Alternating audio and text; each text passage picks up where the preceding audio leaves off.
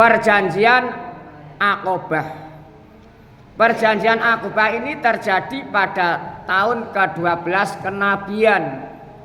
Nabi setelah diutus atau diangkat menjadi rasul 12 tahun ada suatu peristiwa yang namanya peristiwa Perjanjian Aqobah. Bertepatan pada tahun 621 Masehi, Nabi Muhammad Sallallahu Alaihi Wasallam menemui rombongan haji dari Yasrib. Yasrib ini yang akhirnya menjadi Madinah. Sebelum Nabi Muhammad hijrah ke Madinah, Madinah itu namanya Yasrib. Rombongan haji tersebut berjumlah sekitar 12 orang. Nabi Muhammad Sallallahu Alaihi Wasallam menyampaikan dakwahnya atau ajakannya. Dakwah Nabi mendapat sambutan yang baik sehingga mereka menyatakan keislamannya di hadapan Nabi Muhammad Sallallahu Alaihi Wasallam. 12 orang dari Yasrib menghadap langsung kepada Nabi Muhammad Sallallahu Alaihi Wasallam untuk mendalami, untuk memperdalam masalah keagamaan. Dakwah Nabi Muhammad sambut baik pada mereka. Mereka melakukan baiat kepada Nabi di salah satu bukit di kota Makkah, yaitu Bukit Aqobah. Maka ini dinamakan atau disebut dengan Perjanjian Aqobah pertama, yang isinya adalah sebagai berikut. Karena ada Perjanjian Aqobah kedua nanti. Perjanjian Aqobah yang pertama berisi di antaranya 6 butir. Mereka menyatakan setia kepada Nabi Muhammad Sallallahu Alaihi Wasallam. Mereka menyatakan rela berkorban harta dan jiwa. Tidak ada lain semata-mata mencari ridho Allah Subhanahu wa Ta'ala. Sudah iman karena percaya mendarah mendaging, imannya kuat. Orang-orang yang terdahulu imannya lebih kuat daripada imannya orang-orang di akhir zaman ini. Yang ketiga, mereka bersedia ikut menyebarkan ajaran Islam yang dianutnya. Ikut serta dalam berdakwah lewat ilmu pengetahuan, harta kekayaan atau pengalaman atau jiwanya dan sebagainya. Yang keempat, mereka menyatakan tidak akan menyekutukan Allah Subhanahu wa Ta'ala. Artinya tidak akan menyembah selain Allah, karena hanya kepada Allah lah yang wajib disembah dan wajib dan harus dimintai perlindungan atau pertolongan. Tidak ada Tuhan selain Allah. Yang nomor 5, mereka menyatakan tidak akan membunuh. Karena pada waktu zaman jahiliyah sebelum Islam datang sering bertengkar dan pertumpahan darah, saling bunuh-membunuh antara kelompok satu dengan yang lain, atau suku satu dengan suku yang lain, atau kabilah satu dengan kabilah yang lain. Kalau memang yang kuat, yang hebat adalah yang menjadi kemenangan itu. Itu dulu karena belum mengerti, masih jahiliyah.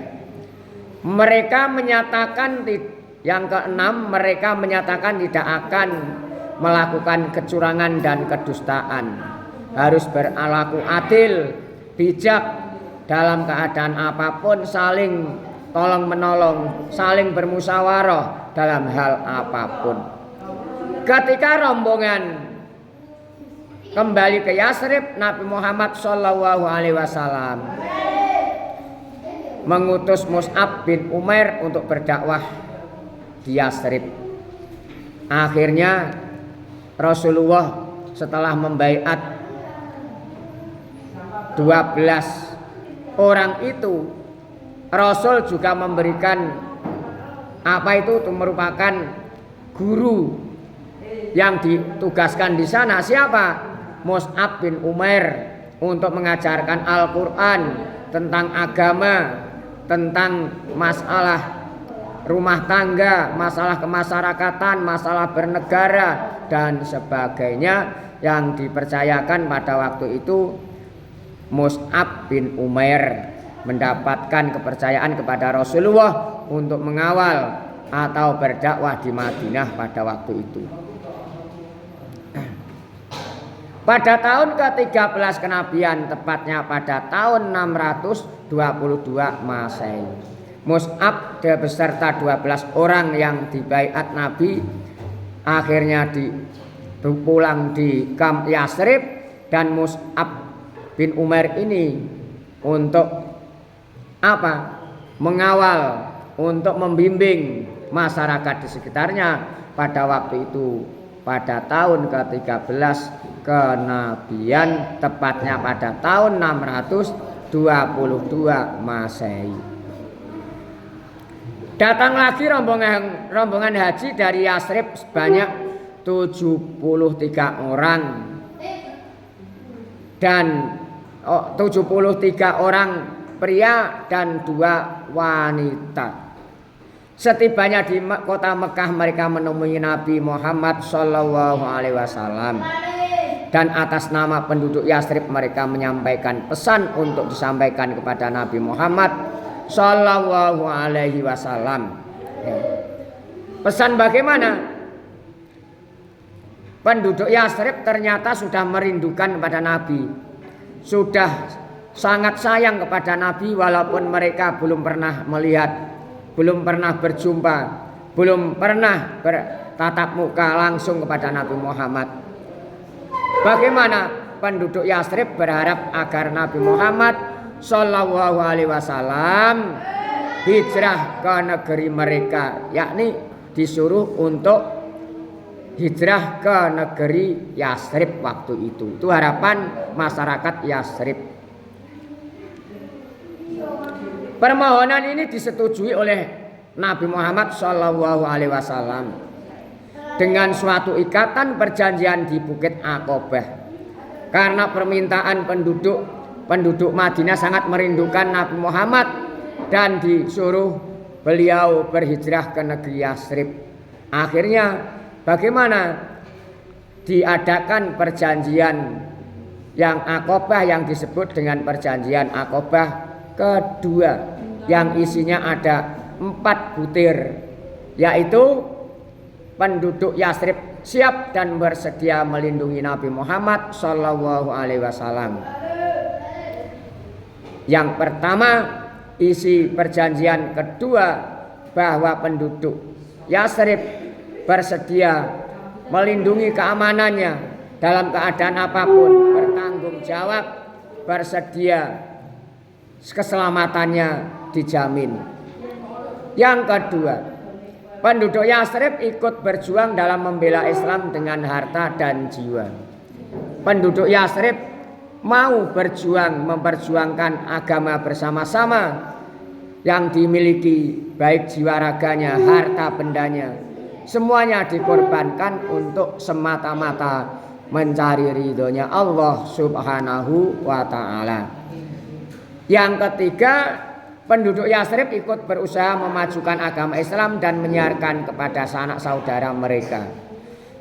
Orang Yasrib atau penduduk Yasrib bersedia untuk mengembangkan, berdakwah bersama-sama lewat saudaranya dan teman-temannya, sanak famili, pada umumnya masyarakat sekitarnya. Yang keempat, penduduk Yasrib siap menerima segala resiko dan tantangan. Jadi ini pasrah, yang termasuk baiat yang kedua adalah ada 4 butir. Dengan demikian perjanjian Aqobah, maka terbukalah di hadapan Nabi Muhammad SAW dan para sahabat untuk memperoleh kemenangan dalam berdakwah Islam. Karena adanya jaminan, bantuan dan perlindungan dari masyarakat Yasrib, sebab itu pula kemudian Nabi Muhammad SAW memerintahkan kepada sahabat-sahabatnya untuk hijrah ke Yasrib. Setelah perjanjian Aqobah kedua, Karena masyarakat Yathrib sudah menjamin segala rintangan atau problem yang dihadapi oleh umat Islam pada umumnya.